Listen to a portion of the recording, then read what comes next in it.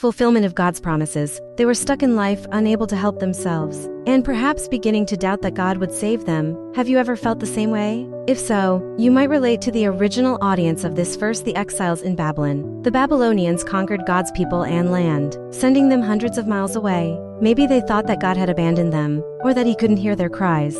But God is always close, especially when his people call on his name. Isaiah let his people know that God would provide a way out of Babylonian captivity, and God kept his promise, allowing his people to return home. Generations later, many of God's people saw themselves as being in a new exile. They were home, but all was not well. So they remembered this verse and its promise, that no matter how dark or desperate our situation might be, God is able to provide a path out of brokenness, heartbreak, and despair into a whole, healthy future. Little did they know that an even more permanent solution to the darkness they lived in was coming. Isaiah 40:3 is a prophecy that was not only fulfilled when the exiles left Babylon and went home, but was also fulfilled in the coming of the Messiah. Through Jesus, God paved a permanent path for people to come out of darkness and find hope, strength, and peace. God provided a permanent way out of darkness and into light. So what are you going through? What's your Babylon? It might be a habit you can't break, a loved one who keeps making self-destructive decisions, or a mental health challenge that feels overwhelming. No matter what it is,